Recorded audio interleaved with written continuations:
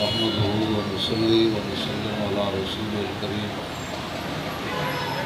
أما بعد فأعوذ بالله من الشيطان الرجيم بسم الله الرحمن الرحيم إن الدين عند الله الإسلام صدق الله العظيم وصدق رسوله النبي الكريم الأمين۔ ان الدین عند اللہ الاسلام کا ترجمہ علامہ اقبال نے اپنے کلام میں کیا ہے کہ ہست دین مصطفیٰ دین حیات، زندگی گیرت بہیں قانون ثبات، کہ اگر امت مسلمہ عزت آبرو کے ساتھ زندہ رہنا چاہتی ہے تو اس کا ایک ہی طریقہ ہے، وہ ہے دین مصطفیٰ، اس کے علاوہ اور کوئی نہیں ہے۔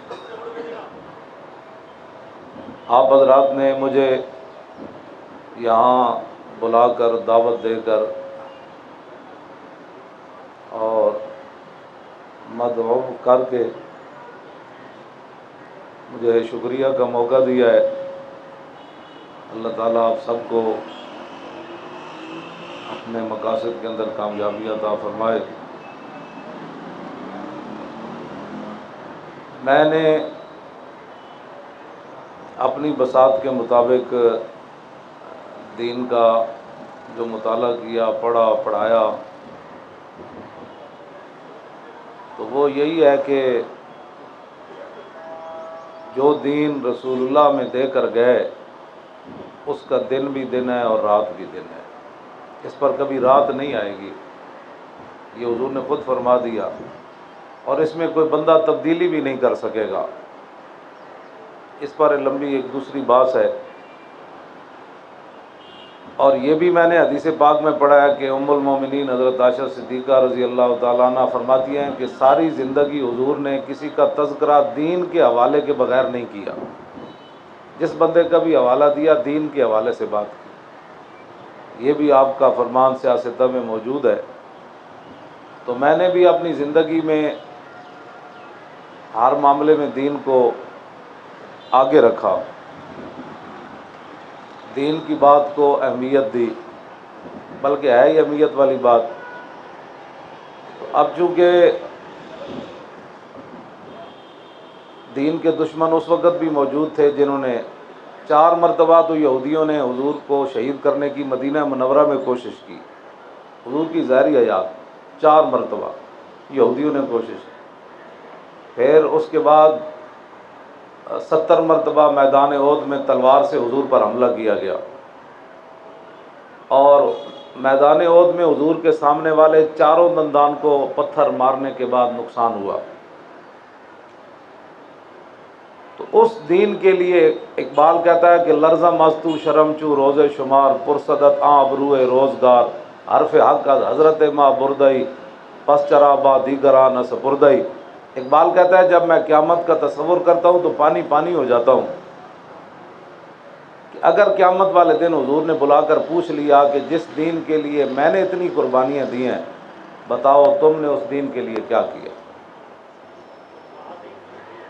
پھر یہ سیاست اور مذہب جدا جدا، یہ بھی ایک سازش ہے۔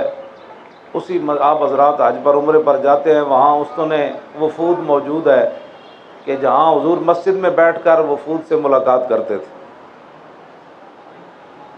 پھر حضور نے خود سیاست فرمائی ہے اور حضور نے حکومت بھی چلائی ہے۔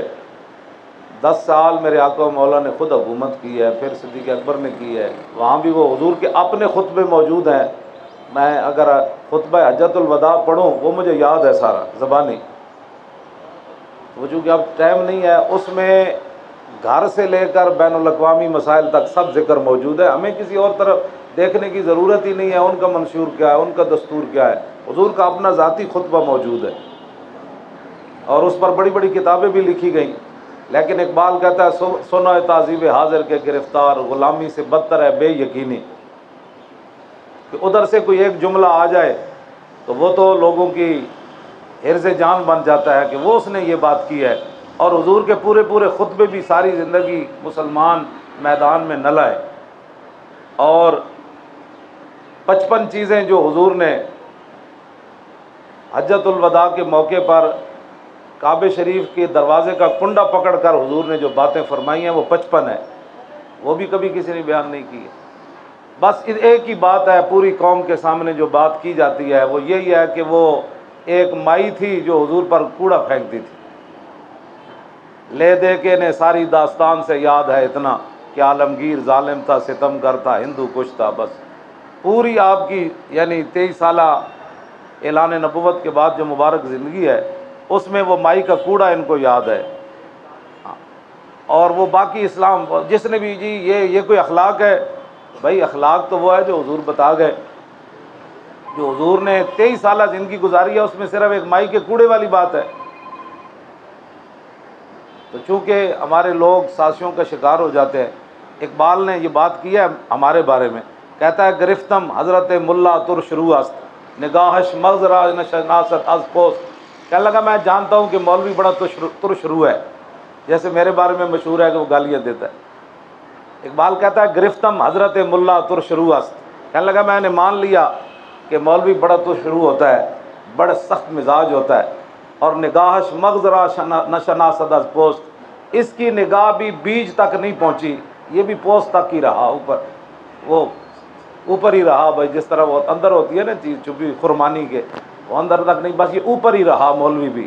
لیکن اگر بہی مسلمانی کے دارت، اقبال کہتا ہے وہ مسلمانی جس کا میں اس وقت دعویٰ کر رہا ہوں، مرا در کعبہ میراند حق کے اس، کہنے لگا یہ مجھے مولوی کعبے سے کانوں سے پکڑ کر نکال دینا، یہ مولوی کا حق بنتا ہے، اگرچہ یہ خود بھی ترش رو ہے، لیکن جیڑی مسلمانی مسلمان رکھتے ہیں نا، یہ مولوی کا حق بنتا ہے کہ کان سے پکڑ کر ان کو نکال دے کہ یہ مسلمانی ہے جو تم کرتے ہو۔ میں پورے کلام کا تو میں دعویٰ نہیں کرتا، لیکن میں حافظ ہوں، کوئی مجھے ایک شعر بتا دے کہ جس میں اقبال نے کہا ہو کہ یہاں دین نامکمل ہے یا یہاں دین نے ہماری رہنمائی نہیں کی، یہ کبھی بھی اس کے کسی کلام کے اندر بھی یہ بات موجود نہیں ہے۔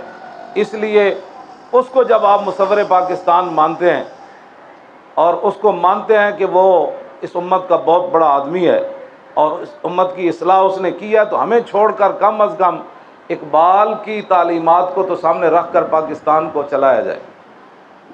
اس نے کہیں بھی یہ بات نہیں کی ہے کہ جناب اسلام مذہب اور سیاست جو ہے وہ جدا جدا ہے، یہ بات اس نے کبھی بھی نہیں کی۔ اور بالکل جس طرح انہوں نے شعر پڑھا کہ جلال بادشاہی ہو یا جمہوری تماشا، جدا ہو دین سیاست سے تو رہ جاتی ہے چنگیز۔ اور پھر اقبال مرید ہندی اور پیر رومی کے نام سے ایک طویل مکالمہ ہے اقبال کا اپنی کلیات میں، اس میں اقبال کہتا ہے کہ چشم بینا سے ہے جاری جوئیں خوں اور علم حاضر سے ہے دین زار و زبوں۔ وہ کہنے لگا میں خون کے آنسو روتا ہوں، اقبال کہتا ہے کہ یہ جو موجودہ علم ہے اس سے دین زار و زبوں ہے۔ اب اس کا میں ترجمہ نہیں کرتا زار و زبوں کا، تو کہنے لگا تو میرا پیر ہے، تو بتا کہ جدید علوم سے دین کی بربادی کیوں ہوئی؟ تو اقبال کہتا ہے پھر مجھے مولانا روم نے کہا کہ علم را بر تن زنی مارے بود، علم را بر دل زنی یارے بود، کہ علم تو وہ ہوتا ہے جس کے ذریعے انسان کا دل سنورے، تو علم تو اس کو کہتے ہیں جو علم تن پروری کے لیے پڑھا جائے، وہ تو سانپ ہے، وہ بندے کو آج ڈس لے یا کل ڈس۔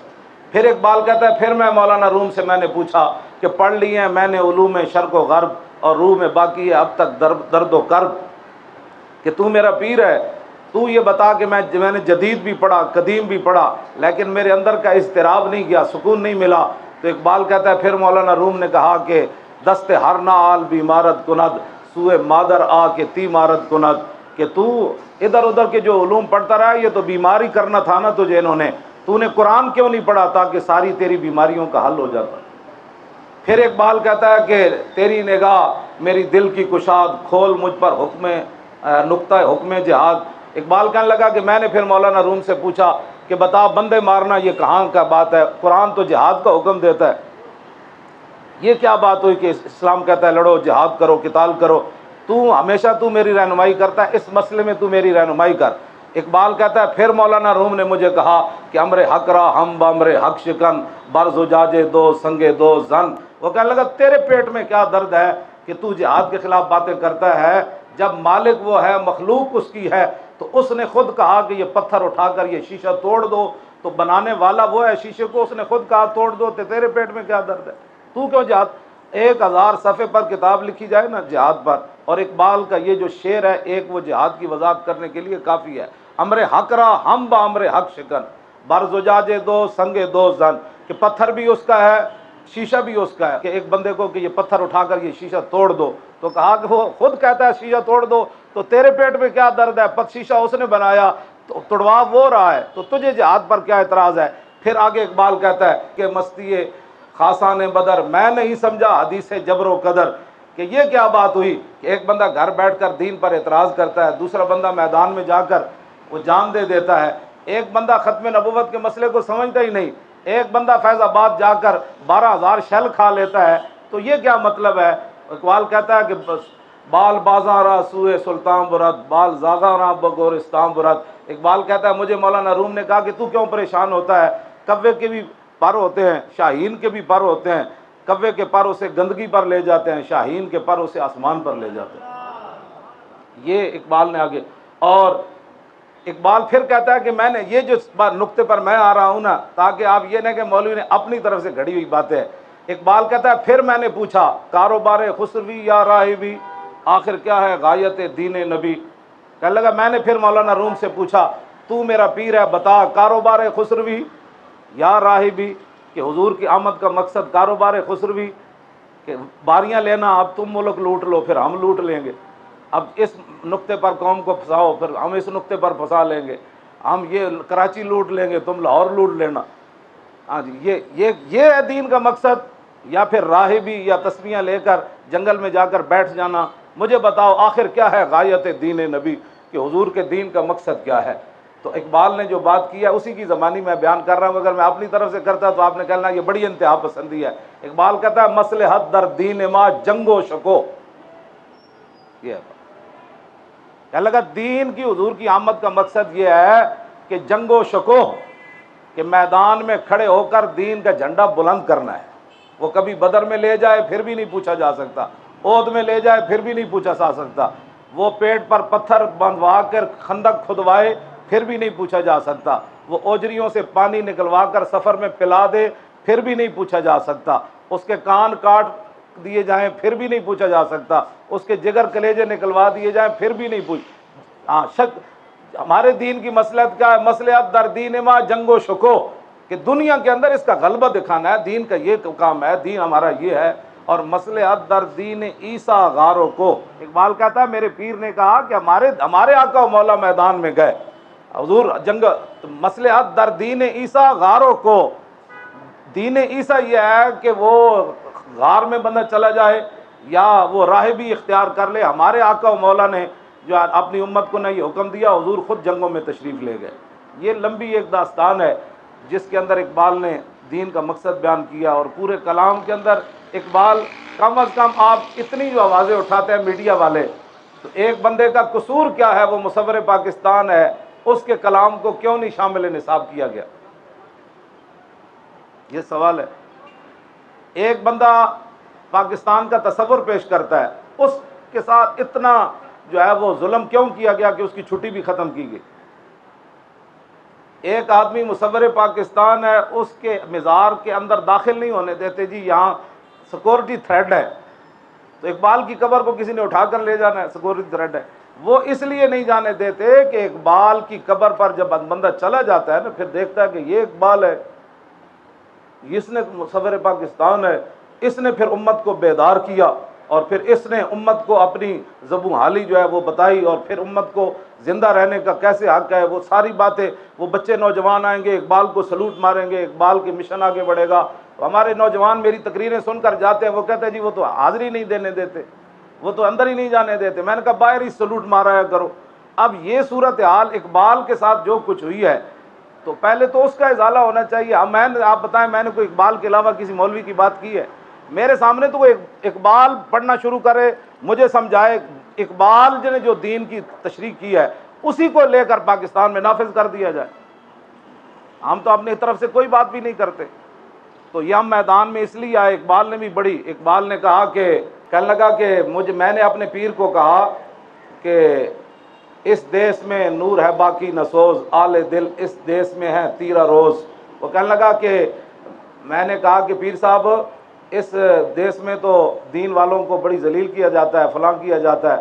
تو اقبال کہنے لگا مجھے میرے پیر نے کہا کہ دوسروں کا کار مرداں روشنی و گرمی است، کار دونا ہیلا و بے شرمی است۔ اقبال کہنے لگا یہ کمینوں کا کام ہوتا ہے کہ وہ حالات سے دیکھ کر، حالات کی مجبوریاں دیکھ کر اپنے مشن سے ہٹ جائے۔ یہ کمینے بندے ہوتے ہیں جو حالات کا رونا روتے ہیں۔ کار مرداں روشنی و گرمی است، جو اللہ کے دین کے خادم ہوتے ہیں وہ ایک روشنی پھیلاتے ہیں، اور دوسرا کار مرد گرمی است کہ وہ خود بھی اپنے اندر گرمی پیدا کرتے ہیں اور حضور کی امت کو بھی گرمی سکھاتے ہیں۔ اور کمینوں کا کام ہوتا ہے کہ وہ لوگ حالات کے مطابق لوگوں کو ڈراتے رہتے ہیں۔ دیکھیں جی کراچی کے حالات نہیں صحیح، دیکھیں جی یہ دیکھیں لاہور کے حالات نہیں صحیح، بس حالات کرتے کرتے 70 سال گزر گئے۔ اب ہم بھی آپ میدان میں آئے ہیں تو ہمیں بہت سارے لوگوں نے کہا آپ نے یہ کیا، آپ اتنی تو آپ ہمیں داد دیتے نا میڈیا والے کہ 12,000 شیل کھانے کے بعد ہمارا کنٹینر 1 انچ بھی آگے پیچھے نہیں ہوا، تو آپ نے ہمیں بالکل ہی نظر انداز کیا کہ یہ تو کوئی کام ہی نہیں تھا ختم نبوت پر پہرا دینا۔ اور پھر اب بجائے اس کے کہ آپ ہمیں کہتے کہ بھائی 1953 کی تاریخ میں 10,000 بندے شہید ہوئے ختم نبوت کے لیے، یہ 1.25 بندہ گرفتار ہوا، 3 بندے پھانسی کے پھندے تک پہنچے، اگر جو انہیں پھانسی نہیں ہوئی، لیکن وزیر خارجہ ظفر اللہ خان نہیں ہٹا۔ تو ہم 8 بندے دے کر 12,000 شیل کھا کے ہم وزیر تو کم از کم ہٹوا کے آئے نا، اور جو باتیں نہیں مانی گئی پھر ہم داتا صاحب بیٹھ کر وہ بھی ہم نے منوا لی ہیں۔ یہ داد تو ہمیں آپ دیتے کہ ویل چیئر پر بیٹھا ہوا بندہ آپ نے سارے مطالبہ منوا لے، اور بجائے اس کے کہ آپ ہمیں ہماری حوصلہ افزائی کرتے۔ یا تو میں نے کہا میں 1974 جون میں نے ضربہ سلمہ پڑھنا شروع کیا جامع مسجد عیدگاہ نعم محلہ جہلم میں، وہ مجھے جگہ بھی یاد ہے جہاں میں نے پہلی بار پاٹ کر قاری محمد یاسین صاحب تھے نابین مانگڑ منڈی باؤدین کے، ان سے میں نے سلمہ جربہ والا سبق پڑھا۔ اس سے لے کر آج کیا تاریخ ہے 3 جولائی 2018، میں اپنا حساب دینے کے لیے تیار ہوں۔ جب سے میں نے پڑھنا شروع کیا تو ایسا کوئی لیڈر ہے جو اپنے پوری زندگی کا حساب کمائی بھی دے دے اور خرچ بھی دے دے تو پھر ٹھیک ہے آپ اسے بات کریں۔ جب ہم سب کچھ دینے کے لیے تیار تو آپ کہتے ہیں نہیں جی یہ مولوی روٹی کہاں سے کھاتا ہے، یہ مولوی پیسے کہاں سے لیتے، یہ کوئی سوال ہے؟ یہ تو کوئی سوال نہیں ہے کہ اللہ تعالیٰ و تو عز من تشاء و تو ذل من تشاء، یہ تو اس کے ہاتھ میں ہے یہ ساری باتیں۔ تو اس نے اگر ایک مولوی ویل چیئر پر بیٹھے ہوئے کو عزت دے دی ہے، بجائے اس کے کہ آپ اس کو مانیں کہ یار وہ عزت دینے والا تو وہی ہے، اس کے جناب 21 کروڑ روپے لے لیے اور اس نے وہاں سے پیسے لے لیے۔ بھائی پیسوں کو کوئی ثبوت ہوتا ہے نا، آپ میڈیا کا دور ہے، آپ یہ میری ساری باتیں اس سے پتہ نہیں کیا کیا لوگ نکالیں گے اپنے مطلب، اس پر بھی تبصرے ہوں گے، یہ مولانا نے دیکھیں یہ بڑا دہشت گردی کی باتیں کرتا ہے۔ اب میں ہالینڈ والوں کو کہتا ہوں کہ ہمارے پاس اگر ایٹم بم ہوتا، آج میرے پاس ہوتا تو میں نے ان کے خاکے مقابلہ کرنے سے پہلے ان کے ملک پر برسا دینا تھا، پکی بات ہے۔ مجھے آج بھی یہ دے دینا ایٹم بم تو میں نے ہالینڈ پر برسا دینا ہے، اس سے پہلے کہ وہ حضور کے خاکوں کا مقابلہ کرائیں ان کو صفحہ ہستی سے بٹا دینا ہے، کیونکہ یہ ما بقاء الامت بعد شتم نبیہ، یہ امام مالک نے کہا تھا کہ اگر حضور کی امت حضور کے خلاف بات ہو اور حضور کی عزت کی حفاظت نہ کر سکے تو امت کو زندہ رہنے کا حق نہیں، ساری امت پھر مر جائے۔ تو یہ آپ کہیں گے یہ بڑی انتہا پسندی ہے، یہ انتہا پسندی نہیں ہے۔ صدیق اکبر نے اپنی پوری سلطنت فرمایا تھا کہ اب مدینہ پاک میں اکیلا رہ جاؤں، جنگل کے درندے آئیں مدینہ خالی دیکھیں اور صدیق اکیلا بیٹھا ہو تو میری ٹانگوں سے پکڑ کر وہ لے جائیں جنگل کے درندے، لیکن مسئلہ ختم نبوت پر جو ہے وہ کسی قسم کی کوئی بات نہیں ہوگی، سارے مدینہ چھوڑ کر جنگ یمامہ میں چلے جاؤ۔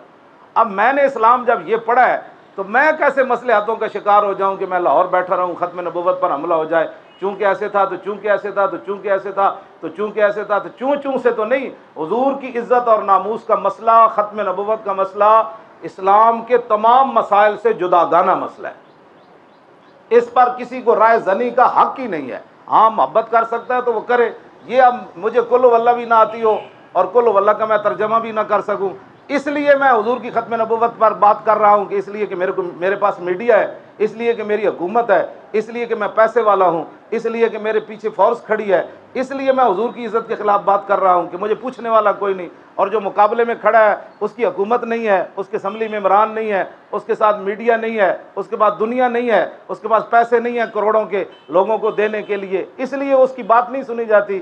یہ بالکل غلط بات ہے۔ بالکل آپ ہمیں بھی بٹھائیں، ڈاکوؤں کو بھی بٹھائیں، جنہوں نے ختم نبوت پر ڈاکے مارے ان کو بھی بٹھائیں، جنہوں نے ناموس رسالت پر باتیں کی ہیں ان کو بھی بٹھائیں. بالکل میں جذبات میں نہیں ہوگا، لیکن اس کے لیے شرط اتنی ہوگی کہ قرآن اور حدیث سے بات ہوگی. اب وہ یورپ کیا کہتا ہے اسے ہمیں کوئی غرض نہیں ہے، ہاں عیسائی کیا کہتے ہیں اسے ہمیں کوئی غرض نہیں ہے. بات جب حضور کی ہوگی تو حضور کے دین کے مطابق بات ہوگی. وہ یورپ کیا کہتا ہے، ہم نے کبھی مداخلت کی، انہوں نے وہاں شادیوں کے ایسے ایسے بندوبست کیے، ہم نے تو نہیں بولے ان پر، اور وہ کیا کیا قانون بناتے ہیں اس پر تو ہم نہیں بولتے. لیکن ہمیں کیا اپنے نبی کی عزت پر بات کرنے کے لیے بھی یورپ سے پوچھنا پڑے گا کہ آپ کیا کہتے ہیں، ہمیں اپنے نبی کی عزت کہاں تک کرنی چاہیے. جہاں تک آپ کو تکلیف نہ ہو وہاں تک ہم قانون ختم کر دیں، جہاں تک آپ کو تکلیف نہ ہو وہاں تک ہم جہاد کی بات کریں، جہاں تک آپ کو تکلیف نہ ہو ہم اسلام کی یہاں تک بات کریں، آپ کے قانون کو کوئی ضرب نہ لگے. پھر حضور کی آمد کا مقصد ہی کیا رہ گیا؟ پھر حضور کی آمد کا مقصد ہی کیا ہے کہ جب کسی کو تکلیف ہی نہیں ہونی، پھر 2 سپر پاوریں صحابہ نے کیوں گرائیں؟ ان کے ساتھ معاہدے کر کے رہتے. اور پھر یہ اسلام کا ہی قانون ہے کہ 2 سپر پاوریں صحابہ کے دور میں موجود تھیں، تو آج حضرت عمر نے ایک پاور سے اتحاد کر کے دوسری پاور کو نہیں گرایا. اسلام ایک اپنی پاور رکھتا ہے. آپ نے یک وقت 2 سپر پاوروں سے ٹکر لی، اور 2 سپر پاوروں سے ٹکر لینے کے بعد آپ نے ان دونوں کو گرا کر رسول اللہ کے دین کا جھنڈا لہرایا. یہ اسلام کا اپنا کمال ہے. ہمیں کہتے ہیں اس سے بات کر لو. ہمارے پاس یہ پارٹیوں والے، یہ جو جن کو آپ بڑی بڑی پارٹیاں کہتے ہیں، ان کے نمائندے خفیہ طریقے سے آئے، جی ہم سے ہماری ایک بات سن لیں، کچھ لیں کچھ دو، کچھ لو کچھ دو، وعدہ کر لیں سیٹوں پر، اتنی سیٹیں آپ لے لیں، آپ خدا. یہ جو بڑی پارٹیوں والے ہیں نا، ان بیچاروں کو یہ آئے. تو میں نے کہا بھائی یہ کیسے ہو سکتا ہے کہ جب آپ نے ہمارے اوپر شل گرائے اور آپ نے ہمارے بندے شہید کیے. یہ دوسرا جو ہے وہ، میں نے کہا آپ سکھ کی تعزیت کے لیے چلے گئے، ممتاز کی تعزیت کے لیے نہیں گئے، تو ہم آپ کے ساتھ کیسے بیٹھ سکتے ہیں؟ آپ ختم نبوت کے لیے اسمبلی سے آپ بھی استعفیٰ دیتے تو پھر ہم آپ کے نہیں ہم نے تو اس میں نہیں نا، وہ حکومت کا مسئلہ تھا. میں نے کہا تم بھی اس کے برابر کے شریک ہو، یا تو تم استعفیٰ دے کر باہر آ جاتے کہ ہم جس طرح جمالی نے دیا تھا، پھر ہم کوئی سوچا جا سکتا تھا. تم اس وقت برابر کے اسمبلی کے 11:59 60 منٹ کی تم نے تنخواہ لی، آخری منٹ کی بھی اسمبلی ممبری کی تم نے تنخواہ لی. آج کس منہ سے ہمارے پاس آتے ہو کہ جناب ہم بھی ختم نبوت کے ماننے والے ہیں؟ کوئی اس کا اظہار بھی ہوتا ہے. اقبال کہتا ہے کہ ز محکومی مسلمان خود فروش است. کہتا ہے یہ اپنی محکومی سے خود اپنے آپ کو بیچ بیٹھا. گرفتم وہ دوسری ز محکومی مسلمان خود فروش است، گرفتار طلسم چشم و گوش است. کہنے لگا اس کی زندگی کا مقصد یہ ہے کہ آنکھیں سیر ہو جائیں، ایسی کوئی چیز ہو، اور بس یہ میرے کان سنتے رہیں، ایسی کوئی چیز ہو جائے، میرا پیٹ بھرا رہے. کہنے لگا یہ ان چیزوں میں گرفتار ہو گیا اور اس کے لیے اور کوئی دنیا کے اندر جگہ نہیں رہی. اس واسطے ہمیں بہت یہ نہیں ہے کہ ہماری پارٹی حضرت جی ابھی تو مئی میں پچھلے سال رجسٹرڈ ہوئی نا، اور ہر طریقہ انہوں نے آزمایا، اور ابھی بھی ہمارے بندوں پر سیالکوٹ میں فور شیڈول لگایا، صرف لبیک کی وجہ سے کہ اس کی سرگرمیاں بڑی غلط ہے. یہ تک بنتی ہے کہ ہماری کیا سرگرمی ہے. میں کراچی سے آیا ہوں، آپ دیکھیں ہماری کیا سرگرمی ہے. ہم نے کسی کو کیا کیا ہے؟ ہم نے تو لبیک، میں نے لعنتیں بھی نہیں بھجوانے دیتا میں. کئی لڑکے کہتے ہیں فلاں پر لعنت، میں نے کہا نہیں لعنت نہیں بھیجنی، آپ صرف لبیک کا نعرہ لگا. لعنتوں کا آپ دیکھیں. مجھے آپ کہتے ہیں یہ بڑا شدت پسند ہے. نعیم الحق نے ساری دنیا کے سامنے اس کے لیڈر کو، دانیال نے کہا وہ چور ہے، اس نے پوری دنیا کے سامنے اس کے منہ پر تھپڑ مار دیا. ایک لیڈر کی محبت میں زیادہ سے زیادہ عمران اس کو کیا دے گا؟ اسمبلی ممبری دے دے گا، یا وہ جیت گیا تو وزارت دے دے گا. اس نے اس بغیر سوچے سمجھے عمران سے جا کر پوچھا بھی نہیں کہ جی اس کی سزا کیا بنتی ہے. آپ کو اس نے چور کہا، مجھے لوگوں کے سامنے کرنی. یہ ہوتی ہے بات. اسے محبت ہے، اس نے اس کو تھپڑ مار دیا بغیر سوچے سمجھے. تو ہم اگر رسول اللہ کا کلمہ پڑھا ہے، ہمارے جذبات برانگیختہ ہو جائیں تو وہ تو بات ہی اور ہے. ایک لیڈر کی خاطر بندہ وزیر کے منہ پر تھپڑ مار دے، آپ اس کو انتہا پسند نہ کہیں، شدت پسند نہ کہیں. تو میرے جیسا بندہ جو قرآن و حدیث پڑھا ہوا ہے اور حضور کے جانتا تو کچھ بھی نہیں، وہ تو حشر کو ہوگا یہ معلوم. مجھے جو حضور کے بارے میں پڑھا دین، میں اگر جذبات میں آ کر کوئی بات کر دیتا ہوں تو کہتے ہیں یہ بہت انتہا پسند ہے. وہ نعیم الحق تو کسی نے اس کو انتہا پسند نہیں کہا. کون سی گالیاں ہیں جو انہوں نے نہیں دی ایک دوسرے کو. اور پھر مشرف کی اختلاف نون لیگ سے 19 سال ہو گئے، آئندہ سال 20 سال ہو جائیں گے. 99 میں حکومت اس نے ہٹائی ان کی. آج بھی کسی نون لیگی سے پوچھے مشرف کون ہے تو اس کو کتنی گالیاں وہ دیتے. 19 سال کے بعد بھی ان کی دشمنی ختم نہیں ہوئی مشرف سے، تو وہ اپنی ذات کے لیے 19 سال کے بعد بھی اس کو معاف کرنے کے لیے تیار نہیں ہے۔ آج بھی وہ کہتے ہیں غاصب ہے، وہ ڈاکو ہے، وہ فلاں ہے، اس لیے کہ اس نے ان کی حکومت ختم کی۔ تو ہمیں کہتے ہیں جی ختم نبوت پر ڈاکہ پڑ گیا، تو مولانا اتنے جذبات کی کیا ضرورت ہے؟ آپ اتنے جذباتی کیوں ہو جاتے ہیں؟ تو نون لیگ والے 19 سال ہو گئے، ان کے جذبات ابھی ختم نہیں ہوئے، ان کے لیڈر سے زیادتی ہوئی ہے۔ تو جب حضور کی ناموس پر زیادتی ہوئی، حضور کی ختم نبوت پر زیادتی ہوئی، مسجدوں کے سپیکر اتارے گئے، مرزائیوں کو بہن بھائی کہا گیا، اگر مرزائی ان کے بہن بھائی ہیں تو پھر میں اور آپ ان کے کیا لگتے؟ ختم نبوت کا منکر ان کا بہن بھائی ہے، اور میں اور آپ حضور کو خاتم النبیین مانتے ہیں، حضور آخری نبی ہیں۔ حضور کی تشریف آوری کے بعد نبوت اور رسالت کا دروازہ ذلی، بروزی، تشریع، غیر تشریع، امتی، غیر امتی، سارے دروازے بند ہیں۔ تو ان کو ایک بندہ کہتا ہے جی جناب یہ میرے بہن بھائی ہیں اور قیمتی اثاثہ ہے۔ اگر قیمتی اثاثہ مرزائی ہونا ہے تو پھر 36,000 منکرین ختم نبوت جنگ یمامہ میں صدیق اکبر نے مروا دیے، 36,000 بندہ، اور باقی بھاگ گئے۔ ایک بندہ تو کسی صحابی نے نہیں کہا کہ یہ تو قیمتی اثاثہ ہیں، آپ ان کو اتنا ظلم کرنے لگے۔ اب مرزائی بھی ان کا قیمتی اثاثہ بن جائیں اور پھر ان کے کہنے پر ختم نبوت پر یہ ڈاکے بھی ماریں، اور پھر ڈاکے مارنے کے بعد 3 دن وضاحت کرتے رہے جی کچھ بھی نہیں ہوا، مولوی نے انگلش نہیں پڑھی ہوئی اس لیے ان کو سمجھ نہیں آئی، انگلش پڑھے ہوتے تو پھر 3 دن کے بعد کہتے ہیں نہیں جی وہ کلرکوں نے غلطی کی، پھر کہتے ہیں نہیں وہ 36 بندوں نے غلطی کی، پھر وہ جمالی کہتا ہے کہ نہیں پوری اسمبلی بیڑا غرق ہو جائے۔ ہم تو وہاں صرف پوچھنے کے لیے گئے، ہمیں اتنا بھی حق نہیں ہے کہ ہم فیض آباد جا کر پوچھیں وہ ڈاکو کون ہے، بجائے اس کے کہ وہ ہماری بات سنتے، ہمارا کھانا پانی بند کیا، پھر جو الزامات لگا ان کو روٹی کون دیتا ہے، ان کو کوئی اور لے آیا ہے۔ پاکستان کی ایک بہت بڑی گدی ہے، انہوں نے مجھے کہا کہ انہوں نے ارادے کر لیے آپ کو مارنے کے، تو انہوں نے مجھے بلایا ہے کہ اگر تم ان کو بچا سکتے ہو تو بچاؤ۔ تو میں آپ کو کہتا ہوں کہ آپ کوئی معاہدہ کریں، تیسری وزیر نہیں ہٹے گا کبھی، یہ حکومت طے کر چکی ہے آپ کو مار دے گی، تو ہم نہیں چاہتے کہ آپ جیسے بندے مر جائیں، اس لیے آپ برائے مہربانی کوئی تیسری صورت نکالیں اور آج رات نکل جائیں، کیونکہ 12 بجے ان کا پروگرام ہے کہ وہ حملہ کر دینا ہے۔ تو میں نے ان کو کیا کہا جی مولانا صاحب، تو میں نے یہاں سے نہیں جانا، میں نے کہا اس کا مطلب یہ ہے کہ میں اپنا ایمان فیض آباد رکھ کے چلا جاؤں کہ حضور مجھے اپنی جان بڑی پیاری ہے، میں آپ کی ختم نبوت پر حفاظت نہیں کر سکتا، لہٰذا میں اپنا سارا واپس جا رہا ہوں۔ یہ تو ہو نہیں سکتا کہ فیض آباد ایمان رکھ جاؤں اور پھر میں لاہور چلا جاؤں۔ یہ ساری باتیں آپ حضرات نے حضور کے سامنے، یہ میرے سے صرف سوال ہونا ہے قبر میں کہ یہ ان کے بارے میں کیا کر کے آئے ہو، کہ آپ سے بھی ہونا ہے، آپ سے نہیں ہونا یہ سوال، یہ صرف مولوی خادم سے ہونا ہے کہ بھائی ختم نبوت پر ڈاکہ پڑا تھا تو کدھر تھا، یہ میرے سے ہی صرف سوال ہونا ہے، آپ حضرات سے نہیں ہونا۔ کل قیامت والے دن جب زبانیں اتنی بار ہوں گی تو حوض کوثر پر آپ نے نہیں پانی پینا، میں نے نہیں پینا، پل صراط کے اوپر سے گزرنا ہے میں نے اور آپ نے نہیں، اللہ کے سامنے ہر بندے نے پیش ہونا ہے، جہاں ترجمان بھی کوئی نہیں ہوگا۔ حضور فرماتے ہیں بندے اور رب کے درمیان ترجمان نہیں ہونا۔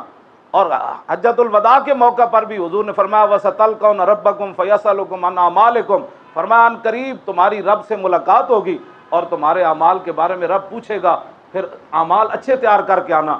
لا ترجو بعدی دلالن، میرے بعد میں گمراہ نہ ہو جانا، یضرب بعضکم رقاب بعض، کہ تم ایک دوسرے کی گردنیں مارنا شروع کر دو۔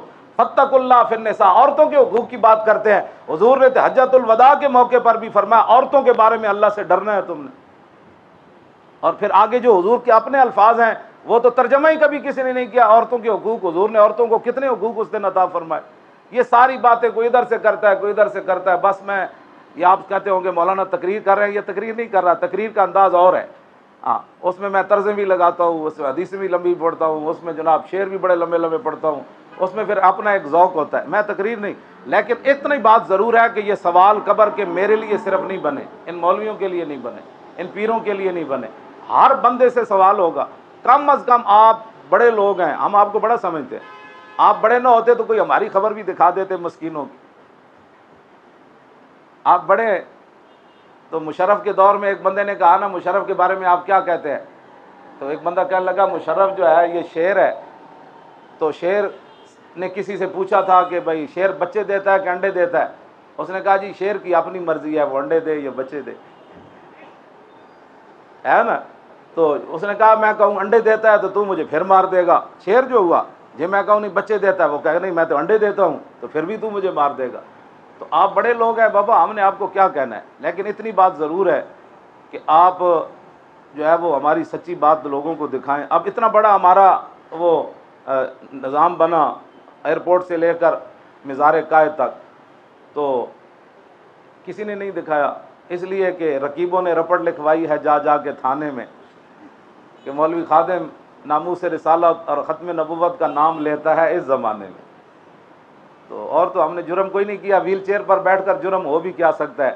زیادہ سے زیادہ قریب کھڑا ہو تو اس کی جیب کاٹی جا سکتی ہے، اس سے زیادہ کوئی جرم تو نہیں ہو سکتا. ہاں میرے قریب کوئی کھڑا ہو تو جیب کاٹی، اور تو میں پانی بھی یہاں دور پڑا ہو تو میں نہیں پکڑ سکتا. کم از کم آپ ہمارے ساتھ کھڑے ہوں، حق کے ساتھ کھڑے ہو، آپ ہماری خبریں دکھائیں. جو غلط ہو بالکل آپ میں سے جو مرضی، میرا گریبان بھی کوئی پکڑے گا نا حق کی خاطر تو مجھے بہت خوشی ہوگی کہ آپ نے حق کی خاطر میرا گریبان پکڑا اور آپ نے مجھے برا بھلا کہا. اور لوگ مجھے برا بھلا کہتے ہیں، فون بھی کرتے ہیں اور خط بھی لکھتے ہیں، میسج بھی بھیجتے ہیں. میں ان کا وہ خط پڑھ کے اگر بات صحیح ہو تو میں ان کو جواب بھی دیتا ہوں، فون اگر نمبر لکھا ہو، نہ لکھا ہو تو پھر تو اس کی اپنی مرضی ہے. اس لیے آپ ہماری جماعت جو ہے الیکشن میں کتنے بندے کھڑے ہوئے؟ 571 بندے ہمارے کھڑے ہوئے. بہرحال کافی تعداد میں کھڑے کیے. اور پھر ہم نے پارٹی فنڈ بھی نہیں لیا کسی سے، 1 روپے بھی نہیں لیا. آپ دیکھتے ہیں ملک میں کتنی انہوں نے غضب مچائے رکھا، پارٹی فنڈ کے نام پر کروڑوں لیے. ہم نے کسی امیدوار سے 1 روپے بھی نہیں لیا.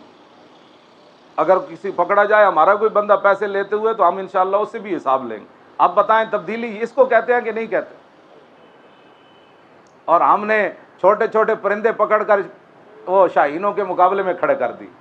وہ کہتے ہیں یہ کیسے ہوگا؟ تبدیلی اس کو کہتے ہیں. وہ پارٹی فنڈ بھی نہیں لیا اور پھر ہم نے اتنے بڑے بندے کھڑے کیے جو قومی جماعتیں ہیں جن کو آپ کہتے ہیں ان کی بڑی ورتھ ہے، انہوں نے بھی اتنے بندے نہیں کھڑے کیے. ہمارے مقابلے میں ایک جماعت نے وہ 1400 ووٹ لیے، ایک نے 500 لیے 120 حلقے میں. ہم نے تو نہیں کہا. اور ایک وہ جسٹس پارٹی ان کی ہے، وہ افتخار چودھری صاحب کی، انہوں نے 85 ووٹ ہمارے مقابلے میں لیے. اور میڈیا پر بیٹھ کر ہمارے خلاف باتیں کرتے ہیں کہ جی ان قریب ان پر پابندی لگ سکتی ہے. میں نے کہا پابندی تو اس پر لگے کہ جو 85 ووٹ لیتا ہے،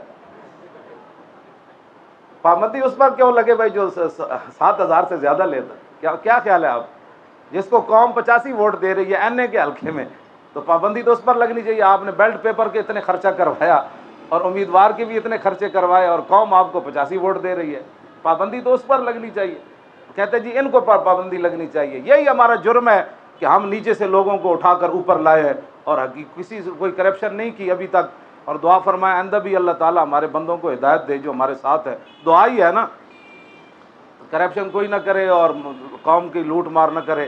اب ہمارے کوئی چندے کا انتظام نہیں ہے، بالکل کوئی بھی نہیں. ابھی تک مجھے 1 روپے بھی پارٹی کے کسی بندے نے نہیں دیا کہ جی آپ الیکشن لڑ رہے ہیں یہ پیسے. 1 روپے پنجاب میں کسی نے نہیں دیا اور ادھر بھی کوئی نہیں دے گا اور میں چپ کر کے واپس چلے جاؤں گا.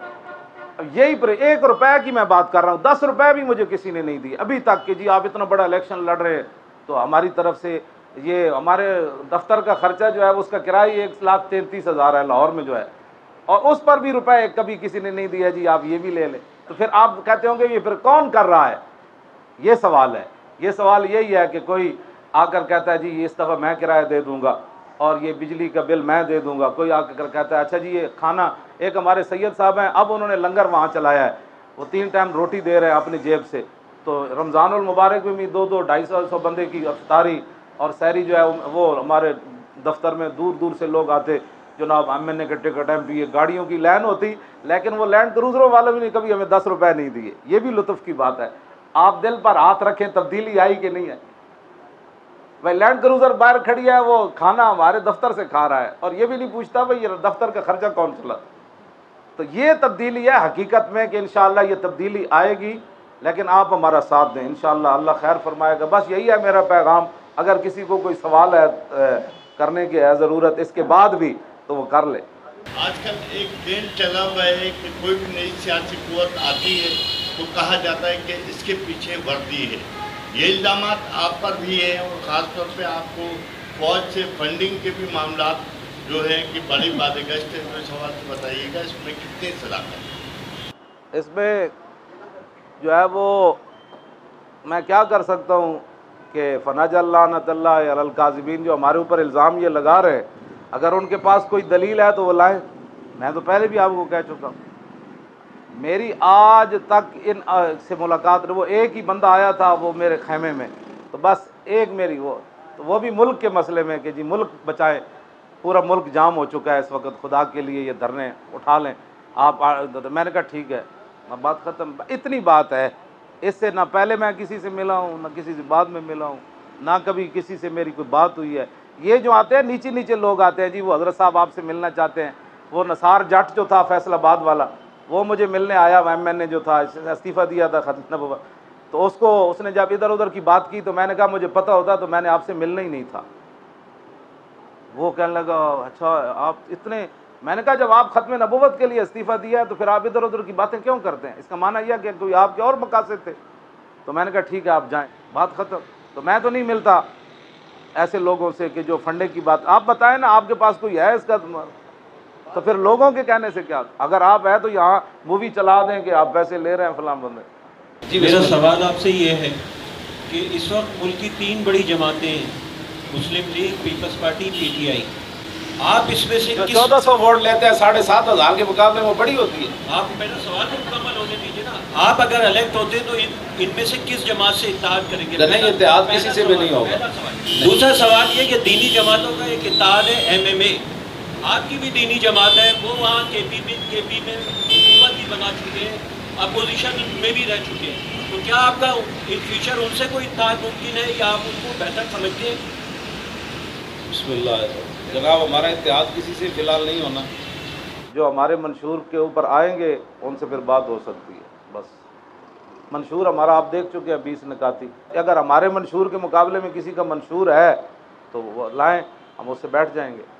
اب یہ تو منشور نہیں ہے نا کہ ختم نبوت پر ڈاکہ پڑے اور اسمبلیوں کی لذت اٹھاتا رہے بندہ، تنخواہیں لیتا رہے، اور جب اسمبلیوں کی رکنیت ختم ہو جائے پھر اسلام یاد آ جائے، ایسی بات تو نہیں نا۔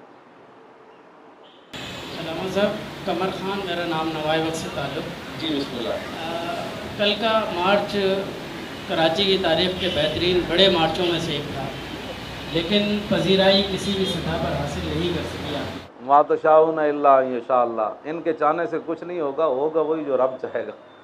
انہوں نے تو ہمیں پہلے دن سے پذیرائی نہیں دی، پہلے دن سے ہمیں دہشت گرد اور کیا، لیکن چلتے چلتے بات کہاں تک چلی گئی، تو اللہ کے چاہنے سے ہی ہوگا۔ ہم بھی کھڑے ہیں، یہ بھی کھڑے ہیں، ٹھیک ہے نا، ان اللہ علی کل شیء قدیر ہے۔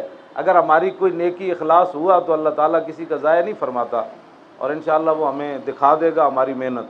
اور اگر ہمارے اندر کوئی 2 نمبری ہوئی تو پھر وہ خسرت دنیا والآخرہ، یہاں بھی اور قیامت والے دن بھی آپ جا رہے ہوں گے اور ہمیں پکڑا ہوگا کہ یہ 2 نمبر تھے جو دین کے نام پر 2 نمبری کرتے تھے۔ بس اتنی بات۔ قمر صاحب، میرا نام ذاکر مغل ہے، میرا آپ سے یہی سوال ہے کہ مذہبی سیاستدان اور دوسرے جو جمہور سیاست کر رہے ہیں، آپ کی سیاست بالکل ہی مختلف ہے، تو آپ کیسے کہہ رہے ہیں کہ آپ جو ہے جیتیں گے پاکستان کے اندر؟ کیسے آپ کو کوئی انقلاب لا سکیں گے؟ تو اس کا کوئی آپ کے پاس کوئی ہے فلسفہ کہ آپ کامیاب ہوں گے پاکستان میں؟ یعنی پاکستان میں جیتنے کے لیے نمبر 2 مذہبی ہونا اور نمبر 2 سیاسی ہونا ضروری ہے، یہی مطلب؟ مذہبی بھی ہو تو بندہ نمبر 2 ہو، کہتے ہیں نا دونوں سے آپ مختلف چل رہے ہیں۔ تو انشاءاللہ ہمیں یقین ہے، آپ پنجاب میں آئے نا ذرا، 28 رمضان کو ہم نے ایک آنے کا صرف دورہ کیا تھا تو پورے گاؤں کے گاؤں روڈوں پر آ گئے تھے، صرف ایک۔ اور میں بھاولپور گیا ہوں تو وہاں پورے گاؤں کے گاؤں باہر آ گئے۔ یہ تبدیلی ضرور آئی ہے، یہ بات آپ مانیں، تبدیلی آئی ہے انشاءاللہ۔ اچھے لوگ پھر اللہ تعالیٰ، اگر ان اللہ لا یغیر ما بقوم حتی یغیروا ما بانفسہم، اگر قوم خود تبدیلی چاہ رہی ہے تو اللہ تعالیٰ پھر تبدیل کر دے گا، اچھے لوگ لے آئے گا، اپنا فضل فرما دے گا۔ علامہ صاحب، میرا سوال آپ سے یہ ہے کہ جلسے اور جلوس جو ہے وہ انتخاب میں کامیابی کی ضمانت نہیں ہوتا ہے۔ پولنگ اسٹیشن جو ہے ہماری قومی سیاست کے اندر یہ رمال بنتے رہے ہیں، آپ نے پولنگ اسٹیشن کے لیے اپنی کیا حکمت عملی اور پالیسی کرتے ہیں؟ جی وہ اس پر دن رات، آج بھی خواتین کا بھی تھا، وہ باہر میں بیٹھ کر ان کو پردے میں نے خطاب کیا، وہی خطاب کر کے آ رہا ہوں۔ اور لاہور کے اندر بھی میرے آنے سے پہلے ہفتے والے دن خواتین کا 2500-3000 خواتین کو جمع کر کے وہاں صرف خواتین ہی گئی، میں تو نہیں گیا، صرف رپورٹ لی۔ تو تبدیلی تو بہت زیادہ آ رہی ہے، تربیت ہو رہی ہے کارکنوں کی، بھئی خواتین کی کہ پولنگ پر کیسے کام کرنا ہے۔ تو کام بہت زیادہ ہے، انشاءاللہ اس پر کام جاری ہے اور دن رات یہی کام ہو رہا ہے۔ انشاءاللہ بہتری آئے گی، لیکن وہ اتنا بڑا بت گرتے گرتے بھی تو دیر لگے گی نا۔ اس کے لیے پھر خالد بن ولید کی ضرب چاہیے عزا بت توڑنے کے لیے۔ ہاں جی، حضور نے بھیجا تھا خالد بن ولید کو عزا بت توڑنے کے لیے، تو اس میں خالد کی ضرب نے توڑا تھا، باقی تو وہ نہیں گر رہا تھا جی۔ تو اس بت ٹوٹتے ٹوٹتے بھی دیر لگے گی انشاءاللہ۔ حبل بت مولا علی نے کعبے کی چھت سے نیچے گرایا تھا، حبل وہ زنجیروں سے باندھا ہوا تھا کعبے کے اوپر، تو مولا علی کے زور نے اس کو کھیڑا تھا، وہ تو اتنے موٹے موٹے زنجیروں سے باندھا ہوا۔ تو بت توڑنے کے لیے حیدری پاور بھی چاہیے اور خالد بن ولید کی تلوار بھی چاہیے۔ سر میرا نام قاضی آصف ہے اور میں ویڈیو نیوز سروس سے میرا تعلق ہے۔ آپ نے ابھی کہا کہ دو نمبر مذہبی اور 2 نمبر سیاستدان ہونا ضروری ہے، آپ کا کون سا نمبر ہے؟ ہمارا نمبر 1 ہے، آپ کو پتہ نہیں ہے، 1 نمبر والے استعفے لیتے ہیں نا، 2 نمبر والے تھوڑے لیتے ہیں۔ دوسری بات یہ کہ آپ متبرک نام اور متبرک جو ہے وہ نعرے جو ہے وہ مذہبی وہ سیاست میں استعمال کرتے ہیں، تو آپ بیسیکلی کرنا کیا چاہتے ہیں؟ یہی تو مسئلہ ہے، آپ کو بھی نہیں پتا ہم کیا کرنا چاہتے ہیں۔ حقیقت ہے کسی کو بھی نہیں پتا ہم کیا کرنا چاہتے ہیں۔ بھائی حضور کا دین تخت پر لانا چاہتے ہیں، اور کیا کرنا چاہتے ہیں؟ کچھ بھی نہیں کرنا چاہتے۔ اگر میں کچھ کرنا چاہتا نا تو کم از کم 10 سیٹوں کے اوپر میں بھی قومی کاغذات داخل کرا سکتا تھا، اور مجھے تو پیشکشیں بھی تھیں، میں نے 1 سیٹ پر بھی نہیں داخل کرائے۔ آپ سوچ لیں کہ ہم کیا کرنا چاہتے ہیں۔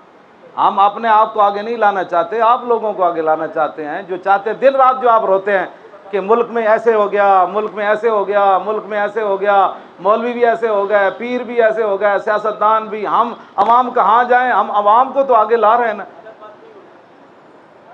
سمجھ آئی؟ آپ کو ہم آگے لا رہے ہیں۔ آپ بتائیں، نوجوانوں کو ہم نے ٹکٹ نہیں دی، ہمارے وہ کدھر ہے؟ یہاں پی ایچ ڈی بیٹھے ہوئے لوگ، بڑے بڑے پڑھے ہوئے لوگ، ہمارے پاس تو نوجوانوں نے خود بنا کر میرے پاس اتنی فائلیں ہیں کہ ملک ہم ایسے چلائیں گے، بڑے بڑے پڑھے لکھے لوگ۔ انہوں نے کہا خدا کا شکر ہے ہماری صلاحیتیں ضائع ہو رہی تھی، آپ آگے آئے، تو میں ان کی بات، ہمارے پاس تو سارے وہ یہ بیٹھے ہیں، یہ لوگ ملک چلائیں گے، میں تو نہیں چلانا، میں نے تو ویل چیئر پر بیٹھ کر تقریریں ہی کرنی ہے۔ آپ جو کہتے ہیں وہ سخت باتیں کرتا ہے، آپ نے اتنا میں نے اقبال پڑھا ہے، کسی سے سنا آپ نے کبھی زندگی میں؟ ان کو تو کل واللہ نہیں آتی وزیر قانون کو۔ آپ نے خود بھی تو انتخابات میں جانے سے قبل کوئی اسیسمنٹ کی ہوگی کہ آپ کو کتنی سیٹیں آپ ایکسپیکٹ کر رہے ہیں؟ اندازے پر تو، ظن پر تو حکم نہیں ہوتا، گمان ہی ہے، لیکن انشاءاللہ بہتر نتیجہ آئے گا۔ ہم دعویٰ نہیں کرتے، دعویٰ تو اللہ رسول پر بھروسہ ہے۔ ایک بھی نہ ملے پھر کیا ہوگا؟ اللہ ہمیں اپنی رضا پر راضی رکھے، کہ اگر فیصلہ اس کا یہی ہے کہ ہم نے پیچھے مار اور ابھی کھانی ہے تو ہم اس پر بھی راضی ہیں، اس پر بھی راضی ہیں۔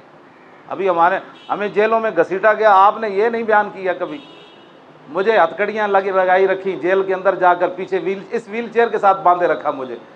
ہم نے آپ کے ساتھ کبھی رویا نہیں نا، آپ کہتے ہیں بس وہ مولوی صاحب نے ایک گالی دے دی۔ اب یہ نہیں دیکھا کہ مولانا کو جیل میں، مجھے ایسی گندی جیل میں رکھا گیا جہاں انسان رہ ہی نہیں سکتا تھا، اتنے موٹے موٹے لال بیگ تھے وہاں، جو کمبل انہوں نے مجھے دیے 4 جنوری کو کتنی سردی ہوتی ہے، تو وہ بدبودار تھے، وہ اس میں سو بھی نہیں سکتا تھا۔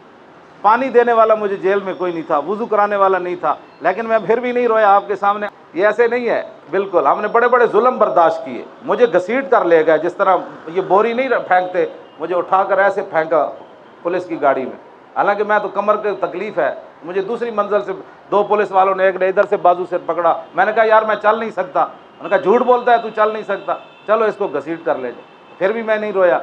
آپ ہمارے اوپر ہونے والے مظالم کا بھی کبھی ذکر کر دیا کریں کہ مولانا اتنے معذور ہونے کے باوجود ان کے ساتھ یہ ظلم کیوں ہوا؟ آخر پورے میرے گھر لوٹا گیا، اور پوری قرآن و حدیث انہوں نے 2 لائبریریاں میری توڑ کر نیچے پھینکی، کہتے تھے اس کے پیچھے خود کچھ جیکٹیں اس نے رکھی ہوئی ہیں، اور ہم نے دکھایا سی سی پی لاہور کو، سب کو بلا کر بھائی یہ قرآن و حدیث، میں نے کہا نہیں جی ہم کچھ نہیں کر سکتے، وہ بڑی ایجنسیوں والے لوگ تھے، میں نے کہا چلو وہ خالق مالک بھی ایک ہے، پھر انتقام ان سے وہ لے لے گا۔